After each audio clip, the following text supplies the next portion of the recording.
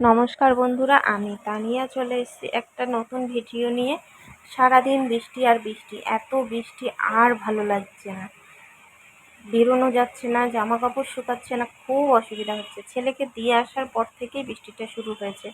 তাও ভালো যে ছেলেকে অন্তত দিয়ে আসতে পেরেছি। তারপরে এসে নিজের জন্য একটু চা করে নিয়ে বসলাম। আর বাইরে বৃষ্টি হচ্ছে, একেবারে খারাপ লাগছিল না, ভালোই লাগছিল। তবে বৃষ্টিতে যদি ভিজে যেতাম তাহলে আর বৃষ্টিটা ভালো লাগতো না। চা খেতে খেতে একটাই চিন্তা করছি যে কি রান্না করব। আমার মনে হয় প্রতিটা মেয়ের বা প্রতিটা বাড়ির বউদেরই এই চিন্তাটাই থাকে যে কি রান্না করব, যে কে কোনটা খাবে, এইসব চিন্তা করতে করতেই সময় চলে যায়। তারপরে যাই হোক, ঘরে পুঁই শাক ছিল, কুমড়ো ছিল, ভাবলাম সেটা দিয়েই একটা লাবড়া মতো বানিয়ে নিই। কারণ পুঁই শাকটা দুদিন আগে আনা, আগের দিন করেছিলাম মাছের মাথা দিয়ে, কিন্তু আজকে একটু নিরামিষভাবে করব। আজকে আমার শাশুড়ি মায়ের মৃত্যু দিবসী। উনি 12 বছর হয়েছে আমাদের মধ্যে আর নেই। আমার বিয়ের আগেই উনি মারা গেছেন।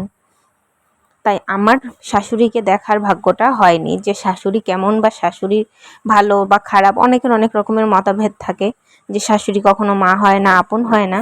যাই হোক, ওই জিনিসগুলো আমার দেখা হয়নি। দেখো কত জামা কাপড় ছিল, সেগুলো কেচে ঘরের ভিতর দিয়ে মেলে রেখেছি। কি করব, বাইরে ব্যালকনিতেও দেয়া যাচ্ছে না। আর খিচুড়ি করব একটু নিরামিষ, কারণ খিচুড়িটা হলে ওর বাবা আবার খেয়ে নেবে। কিন্তু অন্য কোনো নিরামিষ তরকারি রান্না করলে ও একদমই কোনো নিরামিষই পছন্দ করে না, ওর একটু মাছের গন্ধ থাকতে হবে, ওর কথা এটাই। তাই ভাবলাম বৃষ্টিও হচ্ছে, তাহলে খিচুড়িটা করি, খিচুড়িটা হলে ভালো খেয়ে নেবে। ওই যে দেখো, এত চিন্তা ভাবনা করি যে কে কোনটা দিয়ে খাবে, কোনটা দিয়ে ভালো লাগবে, কিন্তু দিন শেষে আমাদেরই শুনতে হয় আমরা নাকি আমাদের পছন্দের রান্না করি। আমরা নিজে যেটা খাই সেটা রান্না করি, যেটা পছন্দ করি সেটা বানাই। কিছু করার নেই, সংসার করতে আসলে এইসব শুনতেই হবে। আমার মনে হয় বেশিরভাগ মেয়েকেই এগুলো শুনতে হয়। তারপরে বাসন মেজে স্নান সেরে চলে আসলাম। স্নান সেরে যে কাজগুলো থাকে, একটু মাথা টাথা আঁচড়ে, আর আজকে একটু শাড়ি পরেছি, ওই যে বললাম আজকে আমার শাশুড়ির মৃত্যুবার্ষিকী। তারপরে চলে গেলাম পুজো দিতে। আর মিষ্টিটা আর ফুলের মালাটা ওর বাবা নিয়ে আসবে একটু বেলার দিকে, যখন দুপুরে খেতে আসবে তখন।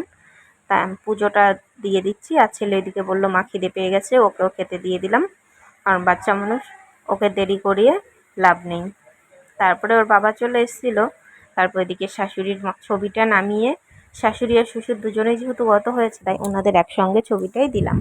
তারপরে ওর বাবা আর আমি দুপুরে খাওয়া দাওয়া করতে বসে গেলাম। দুপুরে খাওয়া দাওয়া সেরে ঘুম থেকে উঠে স্যার আসবে, যার জন্য তাড়াতাড়ি ছেলেকে একটু শুইয়ে দিলাম, যে একটু শুয়ে পড়, আবার তো স্যার চলে আসবে। আর আমার ভিডিওটা আজকের মতো এই পর্যন্তই। যদি ভালো লাগে একটা লাইক করো, কমেন্ট করো, শেয়ার করো। আবার দেখা হবে অন্য কোনো ভিডিওতে। আজ আসি, টাটা।